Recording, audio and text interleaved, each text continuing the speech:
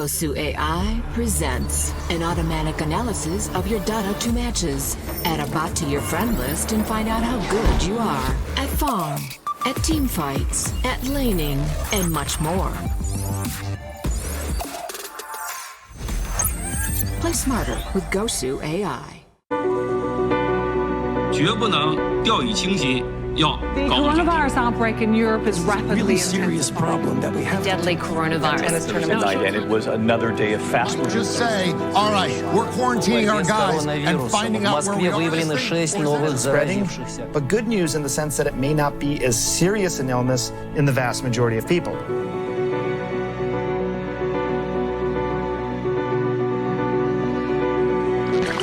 It's time to watch top-tier Dota and follow our instructions on how to secure yourself and your loved ones from this invisible threat.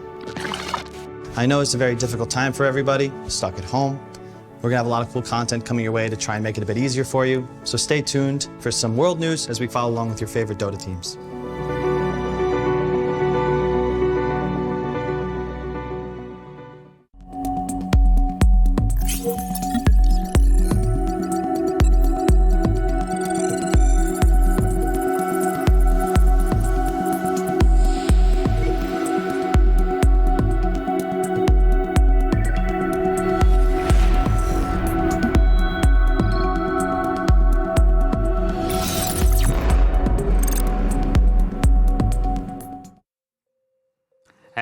Hello, ladies and gentlemen, and welcome to day number 3 of the WeSave event, organized and handled by WePlay, here to help raise awareness and money for a good cause. That's right, we have got actually only just halfway through the event, still plenty more Dota to be played. I'm your host, Killer Pigeon, and joining me on the panel is Discount Lizard and Discount Lacoste. That was a really nice introduction. Right? Great introduction. We love it. Thank you very much. It's okay. I'm Killer Pigeon, Keely P. I'm Discount Richard Hammond, is what the chat was telling me. I like my newfound Fake title. Toby as well. I heard a couple of times. Well, that's how I usually get my events, but now I can just get driving gigs as a fake driver, even though I don't have a license. Maybe. But yes, of course, we are here, ready to have a long day of dough, and all the money that is raised with this will actually go to help people on the front line, as well as people trying to actually sort of vaccine. We're going to come up with some fun ways to maybe kind of encourage people, because we got a crazy, crazy donation yesterday from an anonymous person of $11,000. 11,000. 11,000. That could buy you a mansion back home, right, Liz? I could buy 2 mansions back at home for that. And a larder to spare. I mean, I live in the Balkans as well. He's lying. He's lying. He's lying 3 mansions. You've been lying. Well, boys, of course, we have got 3 series today, but the opening one is some SEA brewing, right? TNC versus the side of Androit, region which is always been full of these very talented players that maybe haven't usually had the leadership. But something we've seen for TNC especially is, March, who's been playing in these different regions, who's been having that experience coming in, has definitely been a force to be reckoned with that lineup. Yeah, they also have Fabu, right? Is he still coaching them? I believe he is, right? I believe so. It's hard to tell when the coaching stopped and the podcast calls continue with that guy. Yeah, but overall, you could see that he brought something different to the team before it was seen, if I'm correct, right? Coaching them, and when he took over, it was. They had a different approach to the game a little bit, but TNC reminds me of PSG LGD a little bit overall, because I haven't seen them a lot lately, at least. But we'll see. Team Androit as well. I believe they won one of the. I don't know if it's a local tournament over there. It's one of those tournaments. They ended up being first. So looking forward to seeing what these guys can do. Definitely, they have a lot of names that we in the West haven't heard as much as people like Gabi, right? But yeah, they definitely are a strong team too. And one interesting thing is that Anna is going to be playing for TNC. Yeah. So I'm curious to see how he's going to do. I don't know when he's taking a break. Is he playing a lot of Dota? Do you guys have any info on that? Isn't that the way Anna works, though? It's almost like he just builds it all up, right? And builds it and builds it. And when he releases... What does he build? What's he building up? Potential, his power, potential, okay? Nice. Across the whole year. He turns up at TI and he just destroys everyone. No, so as far as I know, he still plays, while Jerax went in completely the opposite direction after winning TI2, deleting the game or something. Well, not deleting it, but just taking a full break, a real break. I mean, he's probably pursuing his career as a model, right? Yeah. Do you think that he is gonna stay off of Dota forever, or we might see him come back onto the professional scene? I mean, who knows what's going on in his head, right? But I would love to see him once again. Now the third spirit is being buffed patch after patch. I think Ice Frog is just doing this to him. Come back, yeah, baby. maybe that is. You know, like trying to catch himself with Jerax. So you had a look on your face when he asked you, do you think he's going to come back? You were like, if I won 2 TIs, and then in your head, did you just hear people screaming from your pub games? Dude, no. I would be so done. Yo, when you want 2 TIs, people don't scream at you in pub games. They what? No, they don't. No way. He knows because he screamed at them. It's the same. I had a game like it was a week or 2 after they won, and it was the same mess still. Like Notel is playing the guys screaming at him, and he was like, click on the shield. Click on the shield. Look, read it. It's people don't change. If they think they're right, they're right. Yeah. People justify things, right? You're playing a pub, and he's like, yeah, you want TI, but this is my home. This is my house. I had different experience than that. Really? Usually when I get into games with no-tail, when you get into a game with no-tail, with S4, people usually them, behave. Yeah, they usually behave. It doesn't necessarily mean that they respect them, but it's kind of maybe they're scared of talking bad or whatever, and then it's actually pubs look a lot better when you have some of those really top-tier players in them. Do you know who has been behaving well? All the people watching at home, right? They've kept the foreheads and the KEKWs or KEKWAs, I don't know which one's correct there, to a minimum, and they've kept the donations coming in, okay? We're reaching those donor goals. We're getting close to that CIS versus EU final. I mentioned that giant anonymous donation. How close are we? Yesterday. I think it was just up. I think it was about 144,000. Oh, yeah. Although I barely got a C in maths, so maybe I was wrong on that. But you can already see, like $1,000 coming in. They're making it rain, okay? We should probably make some donation goal if it reaches 155 or 160. Owen and Fogg are gonna cast it. No pressure, Owen. Yeah, get in here, man. There you go, 144,000. But I did set some personal goals which got retweeted by WePlay, which I was hoping they wouldn't do. So anyone who gives individual donations of $500, just DM me a comment on Twitter or whatever. We'll read it out. Or if you've got a question, maybe you want to know what Admid does to keep those muscles up, or what Freak does to keep that luscious long hair. Whatever your question is, we'll ask it. If we reach $5,000 on an individual donation, and I don't know why I put this one in there, and this is why I'm sorry, boys, I threw us on the bus. They're going to have to play some boy band music in the studio, and we're going to, because we look like boy band members, have to sing. You definitely do. That beer definitely looks like a boy band material from 2001, perhaps, right?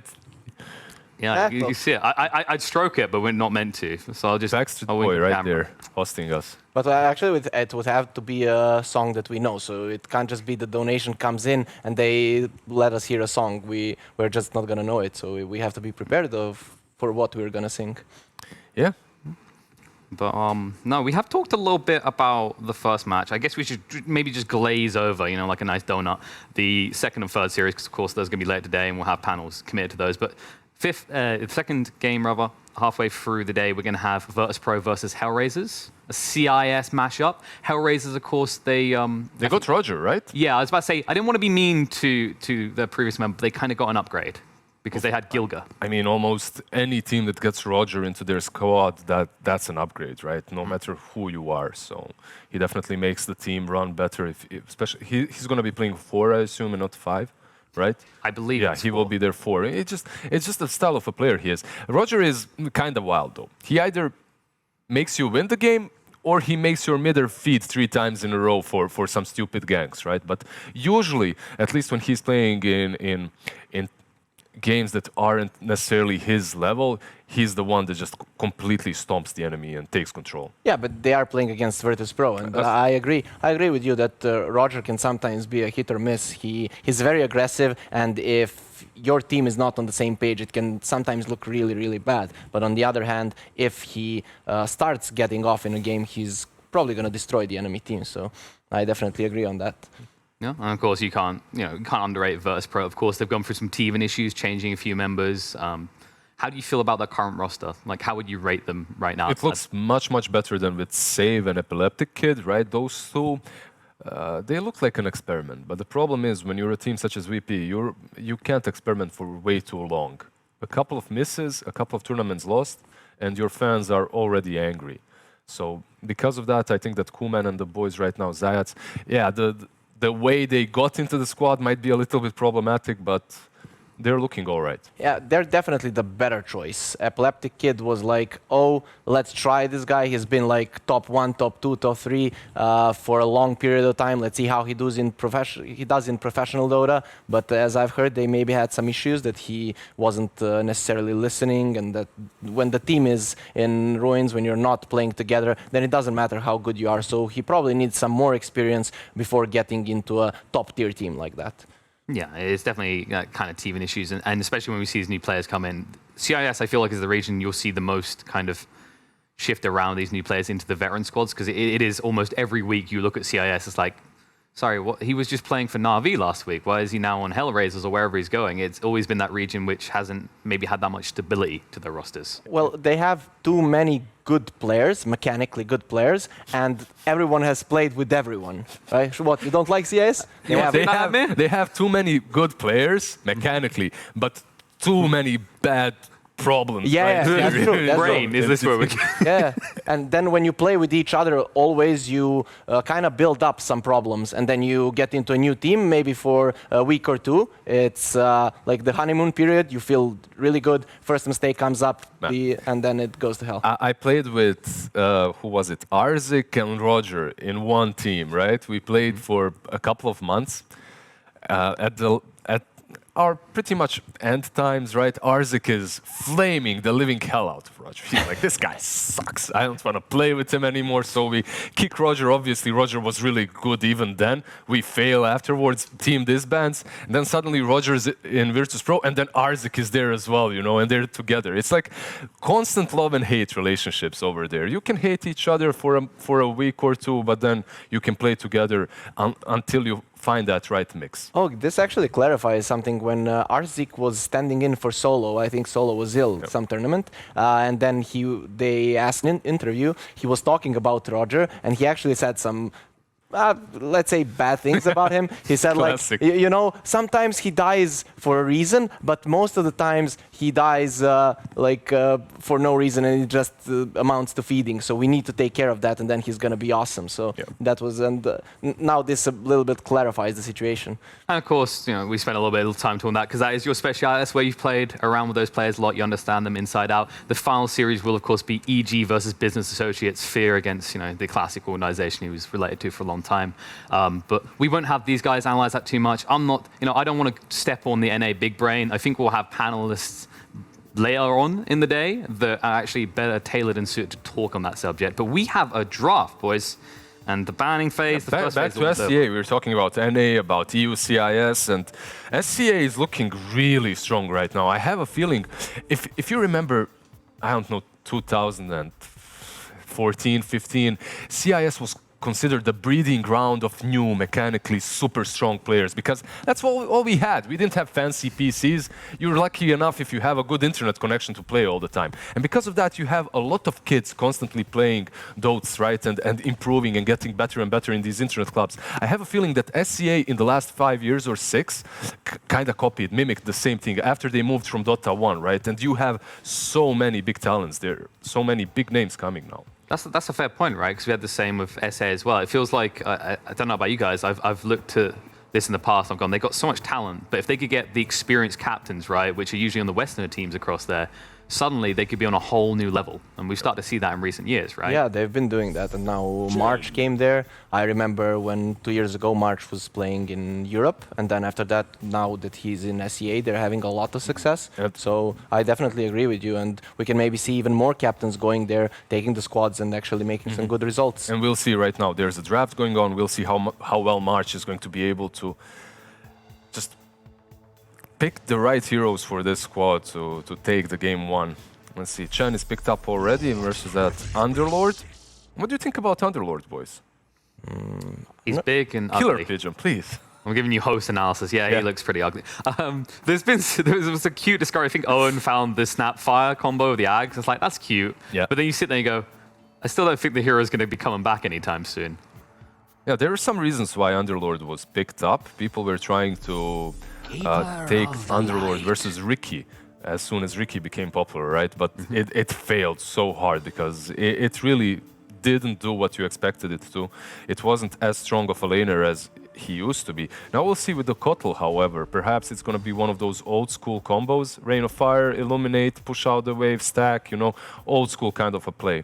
I feel like he needs Kotal because against Underlord, you can usually just pick a Slark. You have a Chen to keep you healthy. You can just get the stacks up. But when there's a Kotal, you can push him away. You can kind of let your Underlord farm. And now they go for a Rubik, which is Underlord is one of my favorite heroes to play against as a Rubik. You just steal his Rain of Fire and you defend all the towers, get a lot of farm. And we know that the Rubik can definitely use that really well. Bit of Malice as well. Just is much better than Rubik's hands. It's insane. You can see the bans as well. They banned out. There's 4 bans obviously in the first stage. That has been changed a little bit, and now we have seen the Timbersaw banned out from Androit, so that makes sense if they're picking Underlord. There's also the Ricky ban, but that's just your standard bans. Right now, Ricky is super popular. So, food for thought, boys. Considering that Gabby is not playing, which, you know, just to clarify, guys, this is going to be Anna, TI winner, stepping in for them, all right? He's been, you know, under the radar. He's finally popping up for a good cause. Do you think the move for TNC is to leave his pick until last, so that they kind of like, they can just flex him and make him the most comfortable member, considering he's the outlying factor for their team here? If he has an idea of heroes that can win games, which Ana usually has, right? He usually wants a hero that can end the game. Doesn't matter at which point. It doesn't have to be a super late game hero, but it's an end game hero. So if they really want him on a role like that, I can see them doing that. Something that was played yesterday very often was Spectre as well with Necros, right? So that comes to mind. If you mention Ana, like Spectre instantly comes to your mind. So maybe that's the thing that they can go for. We'll see if they decide to go for their win condition in this third pick. I don't believe that's going to be the case, as you have only 1 ban in that second phase to protect it with. Instead, you go with something like Mirana, a little bit more open. What happened to Mirana basically is Arrow got some more damage, but Arrow still did get nerfed quite heavily in the patches before, so your maximum Arrow stun isn't as long.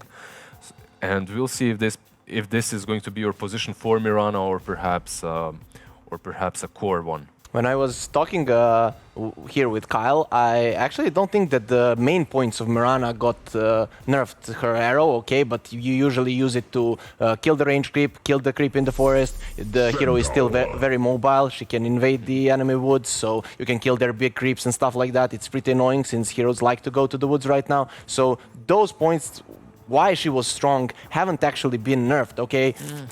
I agree. But at the same time, it feels, I was spamming Mirana a lot back then, and it feels really bad when you rotate from, basically what you're doing is you're killing the range creep, right, securing the experience. Then you go for the big camp to get level 2, and then you go to rotate mid, because you have arrow and starfall, that's a lot of damage, or maybe leap you took, whatever.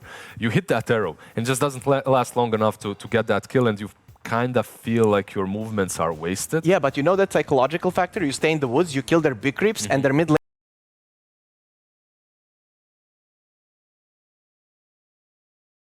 laner is constantly afraid. He's constantly moving in patterns he wouldn't want to, and that psychological factor is always there, so you don't even have to go and for it. Speaking of killing creeps, they're playing versus a Chen. So that arrow, even if it doesn't deal as much damage, if your point is to just constantly kill off Chen's creeps, can work really well.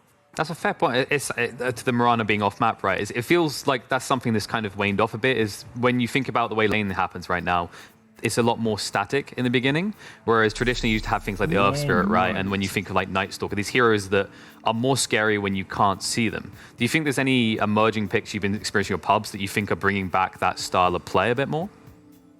Well, Nyx is one of those, definitely. He has been played a lot, and when you don't see him on the map, you are afraid. You kind of have to be together or have wards plus sentries in the entrances to the jungle. On the other hand, though, Nyx really likes to get some farm, so you would, in the best case scenario, like to show a bit, but if you're not, then the pressure is We have be a very old school 2 pickups right here. We have a Sven on one side as probably their win condition and hard carry. On the other, they instantly answer with Slark, because Slark is a known counter, at least was before, versus the Sven. Now my question is, with the recent item changes to Mask of Madness, to Battle Fury, will perhaps Sven be a bit stronger? You have that Axe as well that you can utilize. I still think that carry matchup, Slark destroys Sven, right? He should. The only thing is your power spikes, your win condition, they come a little bit faster when you're playing with the Sven. But at the same time, you're playing versus a Chen Centaur, so you won't be able to, you shouldn't be able to at least get to those win conditions. Right now, TNC does look much stronger, specifically because of this Slark. I really like Androit to somehow enable the Underlord so that he can at least stand at the towers and defend them, because if he's not, but it's going to be extremely hard against the Slark lane, so I'm not sure what they're going to do right now. Slark seems to me like he's going to have a free game. Yeah, and Void Spirit is now picked up as well, so you know what you're playing against on mid lane. Something like Nodi would be alright for them, but could be a little bit too greedy. So you can think about, I haven't really seen the bans in the end, but Ember Spirit is there still, that's highly contested versus Void Spirit. Something like a Monkey King also comes to my mind. Razor? Razor, all these heroes that are able to play make, right? To be active off of the mid lane early on after winning the lane versus Void Spirit. So you have to have those two check marks. Right now, everything else is kind of under control for them. Has Huskar been banned, though? Ember, yeah. Nice. Okay, Cool. Huskar, I haven't seen. It's always a cheese pick that you have to think about. Definitely, but they go for the Ember Spirit. It's just a hero with high mobility that's really strong versus the Void Spirit later on in the game. The lane itself is completely down to skill. Yeah, if Void Spirit, there's a chance for outplay from both sides, right? But it becomes a little bit easier for Ember Spirit to hunt him down later. That, and actually I would favor Ember a little bit because Void Spirit has no way to break the shield. It's really hard for him to break the shield, right? And on the other hand, Ember Spirit hits one Sleight of Fist and he's breaking the physical damage shield. So, but then again, is this Ember really gonna do much against the Centaur who's gonna go for a pipe? I'm not too sure. It's a fair comparison, right? Because I think Ember's maybe one of the few heroes that wasn't necessarily hurt by Void Spirit. Because you think of elusive type heroes, right? Like the Pucks we've been seeing all the time, Yule's builders. The Remnant just counters them, right? Do you think like Ember is one of the best choices whenever you see the Void Spirit come out? I'm not sure because I talked about it that the mechanic where you can instantly stun someone from the Yules is actually broken, right? And you can catch the Ember that way. You just Yule him and you put him into the Remnant. So that can be a way to catch the Ember and there's no save on the other side. Also, there's the Aghanims build as well that works really well versus the Ember Spirit. The only thing is, the thing that I really like about Android's draft is they have many ways of dealing with the Chen and the power push that he brings early on. You have the Sven, you have your Mirana as well to deal with that. You have Underlord and Kotal to constantly outpush. Then again, TNC's draft looks better, more well-rounded. If they manage to dodge all these spells, if they manage to just have a decent laning stage, I don't think they will be stoppable later on. I actually also think that TNC's got this. I don't know how they deal with the Slark. If they don't deal with the Slark, he's going to go off and they don't really do anything to him. Okay. Well, I believe we are going to actually have our first series cast by a few remote casters. I'm just going to check if they're actually on the call. Danog, Lacoste? Hello. Hello, boys. How's it going? Oh, we have a camera. Oh, he's got a webcam. Oh, I'm loving it. Look at that. All right, make sure you keep the nips hidden. Otherwise, we're going to get banned on Twitch. Okay? Yeah, you got to subscribe for that content. Like, you know, there's stuff happening with the economy. I got to keep the income flowing in somehow, right? Set a donation goal. Set a donation goal and say you'll DM them pics. Yeah. You got to subscribe to that. But 2 Australians for TNC, that's pretty pog, right? I knew you'd be excited about that, right? The moment I heard Anna, I was like, I know who's on this series. I know who's going to just be milking that. It's like the Aussie boys are coming out. I still don't have any UK boys. I mean, Tanner is there occasionally, so yeah, that can work for you. I was trying to find a flag, but all I could find is a sock. So come on, Australia, let's go. Well, at least the sock is clean. Is it? It is. Is it? Yes, I hope it's so. clean. Yeah, I've been working on a lot of self-improvement, a lot of self-care, doing my lizard cosplays. So we'll see how that all works out. That's a fair point, actually, boys. Because like, you know how I was talking about washing hands right now. Like, he needs to buff up a bit more. But you know how I was talking about like washing hands right now? I've noticed like my skin's getting very dry. I discovered that actually moisturizer has another use. It's really good for handling dry skin. Did you guys know this? Yeah, I noticed as well. It's really good. Yeah. That usage of moisturizer surprises me. Yeah. So be sure to use moisturizer for that. Do we have Lacoste on the line? Lacoste is ready. People, what's happening? I'm ready. I thought you guys forget me. No, I didn't forget you. I was leaving the best till last because we had discount Lizard, discount Lacoste, and I couldn't come up with one for you. Do you have like a Croatian superstar you love? Did we? Not really. I mean, I love myself. I don't know if that counts. All right, you're a discount Lacoste. Discount yeah, okay. So, how are you boys feeling about these lineups? Actually, because we've heard from the panel that they're big TNC fans. Big TNC fans? Well, I have to agree on that one. They have Anna. This is a free Slark game. They don't have a real counter. He can get out of every single stun they throw at him, and it's going to be really easy to kite against the Sven. Also, Mirana. She received a huge amount of buffs, 2 extra damage, level 1, which is pretty imbalanced if you ask me. Arrow lands. Crazy stuff. Yeah. But on the scale from 1 to 10, how happy are you to see Australian player back in the game? I mean, KP's always there, right? So that's always good. My big thing was whenever a TI came around, you'd get those countries that had like, you know, 1 representative, you know, Puppy with Estonia and all that. Australia always had 2. And that's the thing. Like, if one got knocked out, you always had a second one to cheer for. So I'm pretty happy with it all. I remember with the panel, they were talking about, you know, oh, how much Dota has Arna been playing? You know, is he going to adjust to the meta? Does he know that much? He's been playing nothing. It does not matter. I mean, he didn't know about the aggro, and he won a TI, you know? True. So I don't expect him to do bad in this kind of situation, and it's a good matchup for him. He's playing Slark against Underlord. Underlord adjusted accordingly to Ring of Protections to mitigate any kind of early physical damage coming out from either Chen or his creeps, and Slark himself. Yeah. I mean, it's like riding a bike, you know? You never really forget how to play Dota. Well, maybe eventually, but... Do you know that 37% people in the world don't know how to ride a bike? No, you don't, because Really? I just made that up. Ah, very good. I mean, how hard is it to ride a bike? You know, just don't fall, XD. True. It also depends how old are you. I don't know, if you say just don't fall to a 2-year-old, it's not going to be very effective. Maybe they should get good. But, oh, nice little leap coming through from Anna onto Boomy here. Is he going to be able to pick up the kill? Not quite, but he's getting a lot of stats, as you were saying. It's a pretty good Slark game at the very start. I mean, the buff on Mirana makes this lane unplayable for Slark. Just kidding. Like, Slark gets 2 points in Essence Shift, Orb of Venom, every single time Underlord gets close.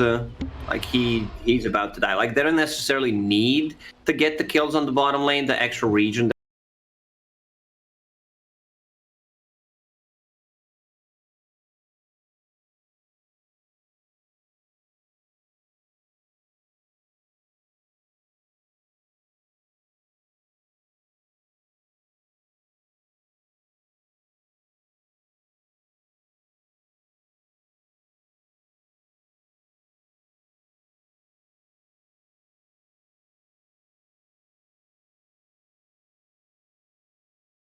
They're getting from Hadris, and the Chance Aura will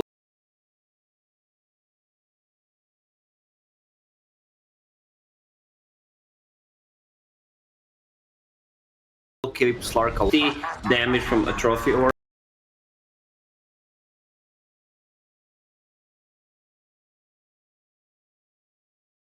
Saving the arrow for the perfect time. Boomy used a testing this lane. On the lane with Slark, more controlled, the extra stun.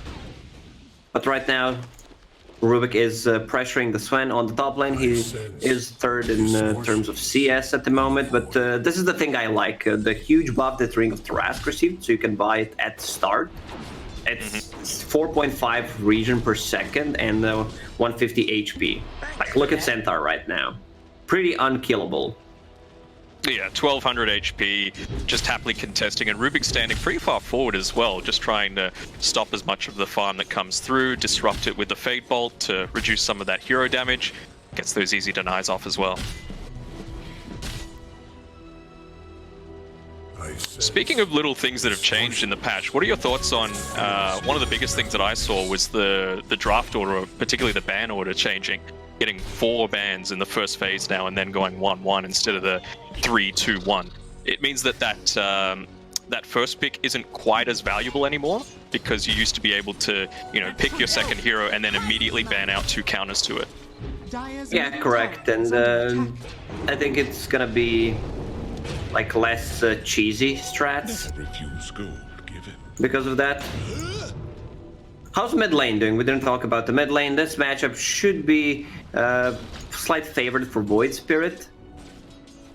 Maybe I just love pink more than orange. Yeah, pink nice little purple. dodge there. Yeah, coming through. They're going to try and go in deeper. They've got 2 heroes for it, and the level 6 up onto Armel, but actually it's on cooldown for another couple seconds. Radiant structures are fortified. It's hard to get a kill in this lane unless one of them overextends. Both of those heroes very elusive, hard to kill, and especially Ember Spirit. I mean, he can go back to the base, TP back to Remnant, full HP, has a bottle to work with. Yeah, I mean, and do you think we'll be seeing a Void Spirit Aghanims in this one?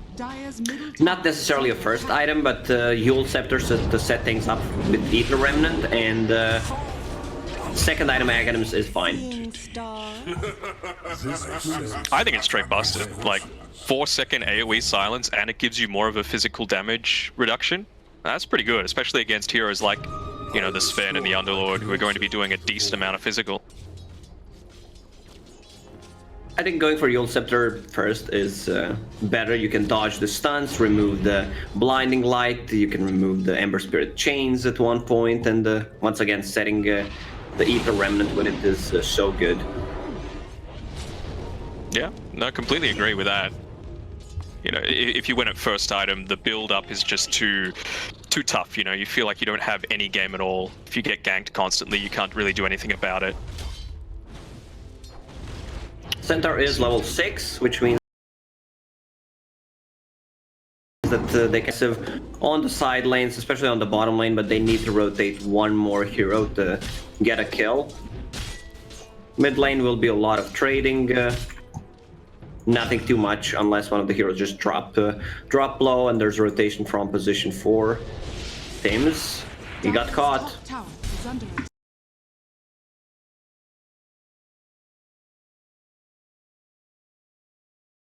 Be picked up, trying to stop some of this geeky play, but it's going to cost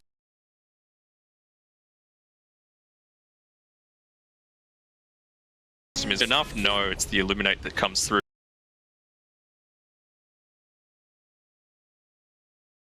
For this Keeper of the Light. Camps for Sven, who's about points in Cleave to increase the farming also. I think Androit's lineup relies so much. Like Ember Spirit can scale, but this Sven he needs to pop up. And they are on the timer right now.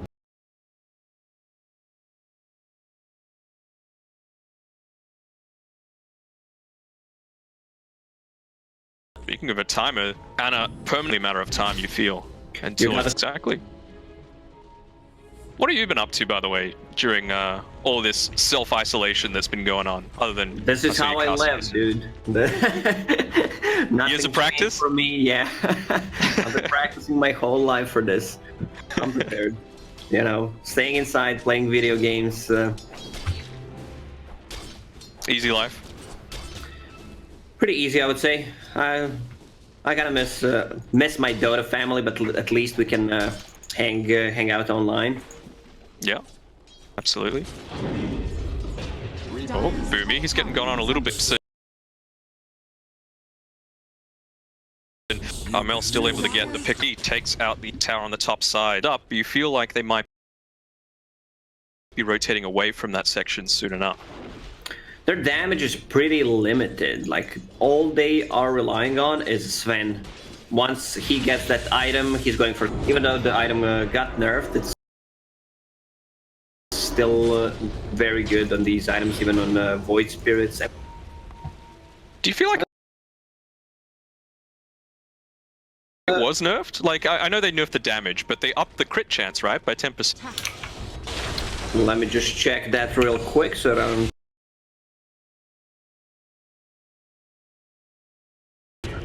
No, it's like, it was nerfed damage-wise by like 10 as we're talking, and fights happening right outside the Roche pit. Armel's in a little bit of trouble, having to pop the Stampede to be able to make him live, but they decided just to back off for now. The cost increased by 200, that's the nerf. Also that, yeah. Yeah. And doesn't build into Blood as well, right? Do you even want to build Bloodthorn? Oh, no, you don't want to build Nullifier, okay. Yeah, no, I don't know why they changed it. So it doesn't mute anymore. Yeah, just constantly dispels, right? Yes. Just all these little changes. So Underlord's going for Road of Atos. They feel like they need an extra ability to catch people up because their lineup is very limited.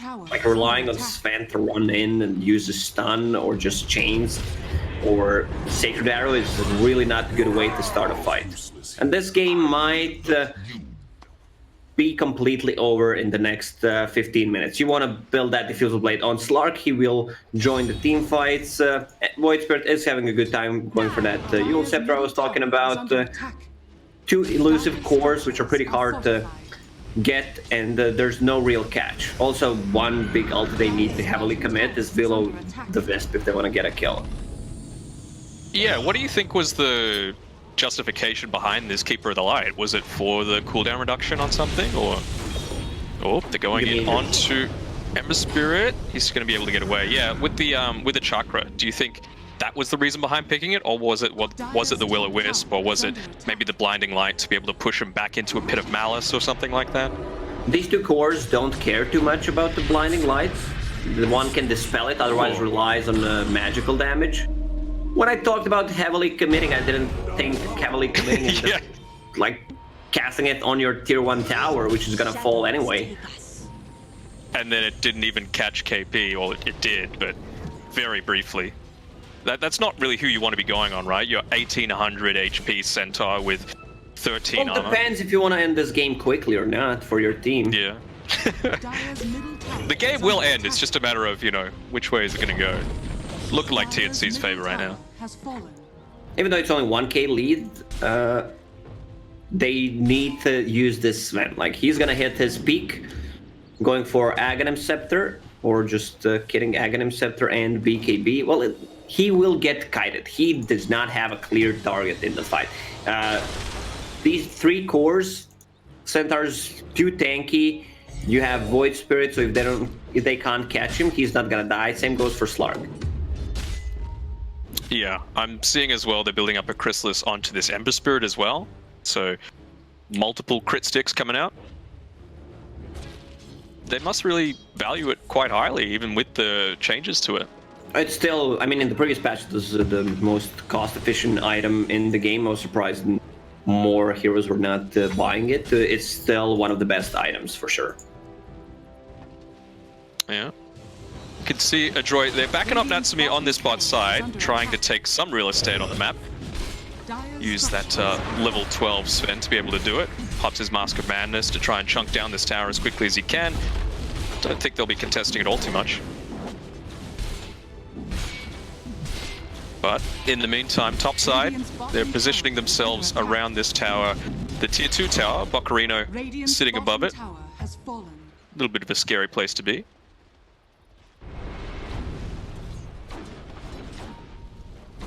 They will have 2 items finished on side of TNC. Ana will finish his Diffusal Blade. Void Spirit only needs Void Stone to finish off his Yule Scepter, and this is where they want to take a fight. They also need to bring Dusts and Sentry Wards for Mirana ulti. If you don't play for a long time against a certain hero, you kind of forget what the hero can do. Like, this hero was extremely popular 6 months ago, was first pick material, and now we couldn't see her for the last 6 months. Yeah. It's funny how like such a...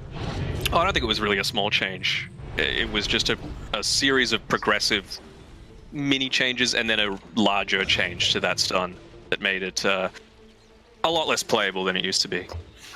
Also, the thing that contributed to Mirana not being popular is these like offlaners who had the built-in spell and the Legion Commander Abaddon Omni Knight, so Arrow was not really effective. Yeah. Now, I know it's only 15 minutes into the game, but could this be the fight that decides it? You've got a smoke coming out from Androit, they're trying to invade the jungle, maybe catch out some of these farming cores, Slux just down here farming the ancient stack. And, you would think that Sven wants to try and join in on one of these fights. He's leading the net worth right now. The prize is mine. Hey, Sven is extremely farmed. This Rod of Atos might help them, keeping them in place. They are controlling the outpost to get the vision of that area. Seems like that's gonna be our first clash. Prepare your hypest hype. Yeah, he's leading into it, uses the stun onto the Chen. Doesn't really do all that much against it though. They catch a lot of people in the Pit of Malice, get all of the heals off as well, and Sven, he's already down at 25% HP. He could get picked off if he's not too careful. You got KP running in. They already used the Stampede, and Ocarina, he's going to try and bring his team away with the Dark Rift. Will they catch everyone? Whoa, no, Natsume goes down just beforehand. Oh, trying to get him just on the edge there, but wasn't quite able to, and you'd have to think that's a tower being threatened now by TNC on the bot side. Well, this is the problem with the lineup that they have. Sven can go in, but there's no real follow-up. You can try to use the chains to keep someone in place. Underlord with the Pit of Malice, Rod of Atos, but like they don't want to be in the front lines against this Slark. And I love the build on Ana. Straight into the Fusion Blade, no shenanigans, no drums, going for BKB. He knows that there's no real threat for him once he gets a BKB, unless he decides to man fight against the Sven. Yeah. It's a wise choice, you know. If it ain't broke, don't fix it. And we've seen, you know, Ana very, very capable. Is there a counter smoke perhaps coming out here from TNC? No, not quite. I thought they were grouping up for an express purpose, but actually they're going to be the ones getting caught out. Yeah, Arrow combo together.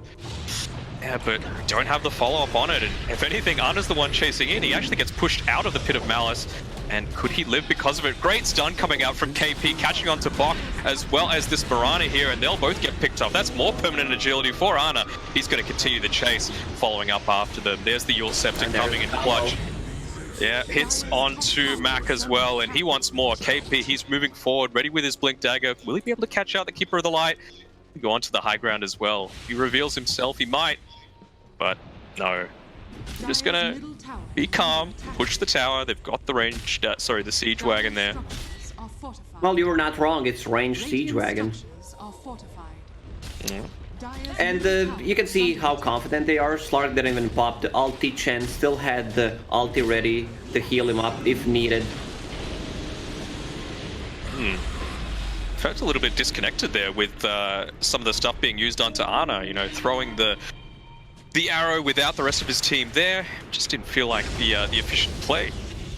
Well, once again, they missed the combo. Atos into arrow missed. And now they're going to connect onto 2 with this, is that a stolen Pit of Malice? It is, so it's quite a lot of lockdown now on TNC's side. Well, if Underlord has this green Pit of Malice and then you steal it, what kind of green do you have on Rubik? I mean, I'm red green colorblind, so I'm not the guy to talk to about this.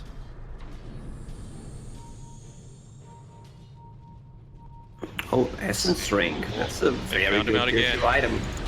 Here we go. They're going in again onto this Ember Spirit, and that magic block won't save you now. They're chasing onto Bokarina as well. He's not like a Centaur. He can't just pop his ultimate and run away. He's going to get caught out by the rest of the team. Tim's, of course, contributing a lot to the team fight with that Fate Bolt right at the end.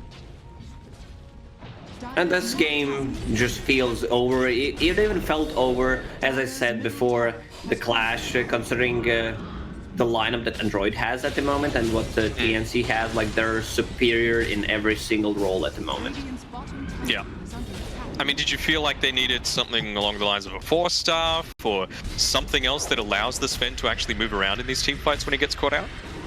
I think it's just the composition of the team who does what. You have these two supports, Keeper of the Light and Morana. They know none of them have guaranteed stun. It's really hard to gank if you don't have a setup for Morana early on. Like there's no Shadow Demon, there's nothing to set things up for him, and now they smoke. Yeah, they're trying for something.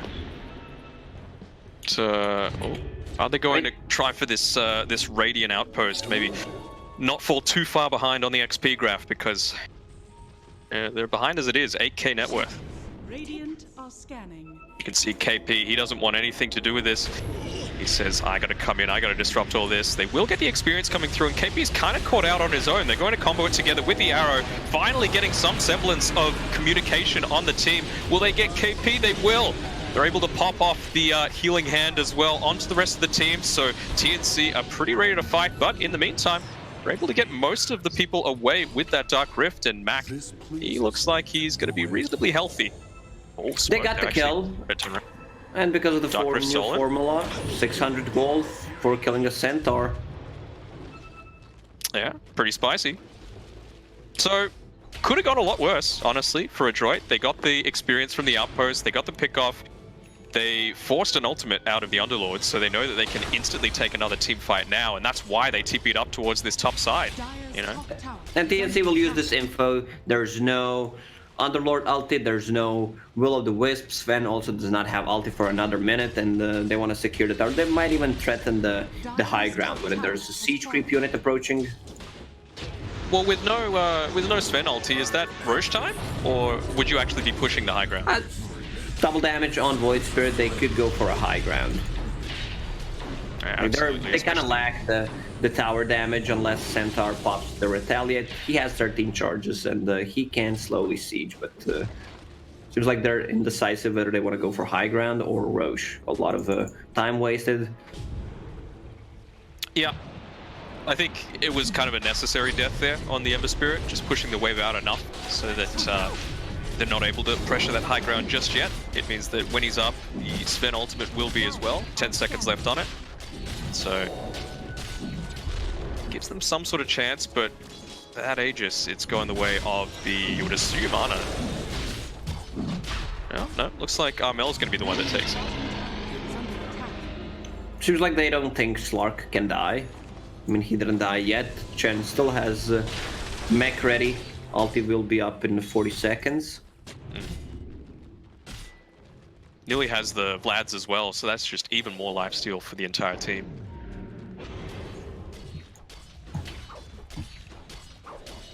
This is the best creep in the game, sorry. Cabal Foreman, the most swaggy one. Yeah, just the way he struts around? The way he looks. Yeah. Like, no, he doesn't do anything.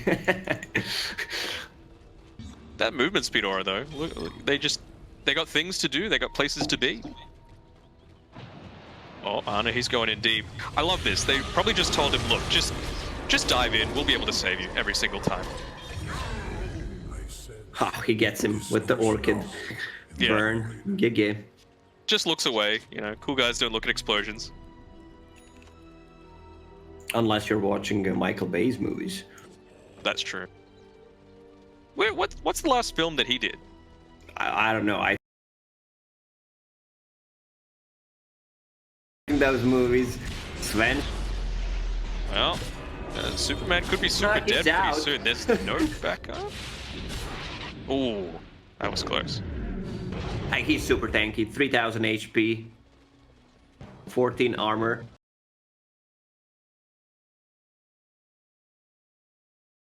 As I already said a couple of times, they don't have a hero to play with. Yeah.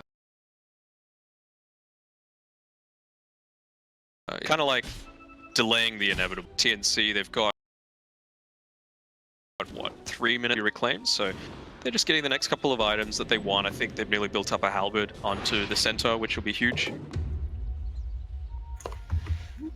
Sven's still far away from that BKB. If the halberd comes before, he could just completely cripple him in a fight.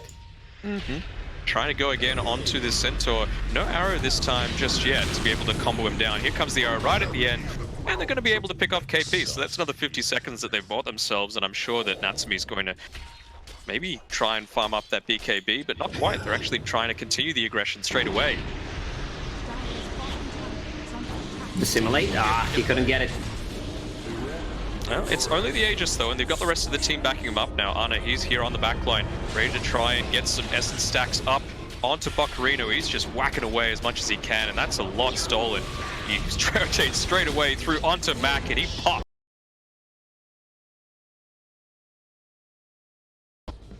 I mean, that's a buyback from a needed. He would be out.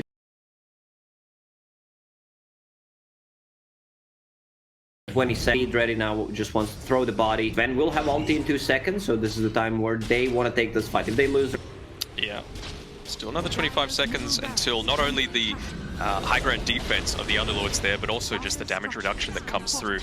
Forced to pop the glyph there, so no creep wave there, but just want to make sure that that Rax can live for a bit longer, but doesn't look like it'll make that much of a difference. Melee Rax goes down, and TNC, they extend their lead.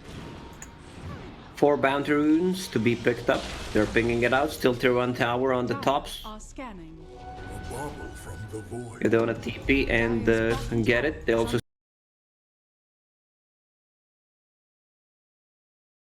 see Sven pushing the top, the bottom. At this point, because is it just Ana just whacking him away? Stacks?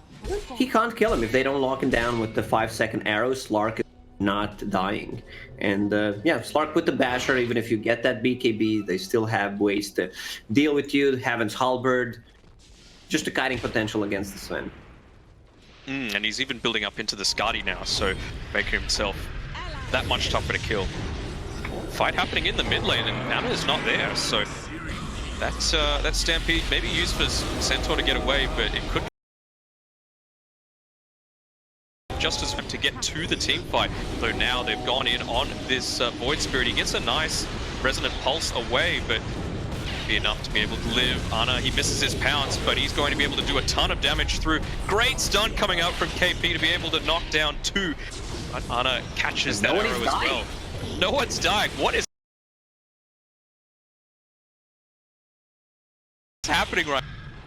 Okay, let's go back. Kill 2 people. The only one who died is Void Spirit. KP, he understands how much damage he can tank, and he's about to finish that Heaven's Halberd. I think I said that a couple of times already. He was close, but used that buyback in the previous fight. Sven will have BKB after that. Also, Sven approaching level 20. If he goes for -6 seconds Storm Hammer cooldown.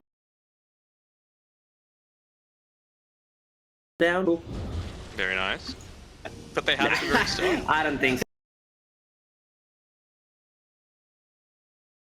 Chakram and the other heroes, like you can use double slight just to cool down an arrow, but it's not that effective. I suppose not. Oh, they've gone in again onto this Ember Spirit, and Ana, he catches the arrow, but the Dark Pact able to remove it straight away. He might be in a little bit of trouble here. Pops the Shadow Dance just in time to be able to stop the Sven stun from doing a lot of its work, and again, backing off with no deaths. I think Slark is just fine with that, getting a couple of essence shifts. They already took the Mailorax. And as this game progresses, it's going to be much, much harder for Sven. Right now, he's on his peak. Like, he can only get 1 extra.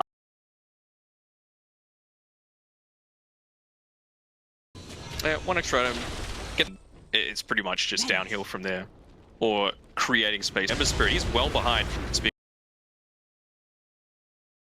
PB lines, and Slark, he's just in the middle of this pit of malice. He's cleft. They get down. They drag him down. Was that the right play though? He's able to now get away, popping his BKB, using the Superman launch through onto Slark. He's continuing to chase through. Still got that bottle charge on the Void Spirit if they're trying to get him. Well, Slarky jumps through onto the Ember. KP jumps through onto him. The Will-O-Wisp coming out a little bit too late. catching him with 2 inside the Pit of Malice as well, but the sustain on TNC is absolutely insane. Still a minute until this Ember Spirit's going to become back online. Sven goes down, dead for a minute. Boccarino, him as well, 50 seconds. Henri's going to pounce onto this Mirana, and that could be GG right there. Slark is way too tanky. Like, he can go in, do whatever he wants. He knows that they will back him up. Almost 3,000 HP with 39 armor. So even if Sven starts hitting him, like, there's no way they kill him. The positioning from March was extremely good throughout the whole game. Just sitting in the back lines, popping the mech, not getting close. And this is the problem with these heroes who don't have like ways of even. I mean, you have Ember Spirit, you have Sven with Aghanim Scepter. You can close the gap, but you can't just ignore the front line. Yeah, and it felt like by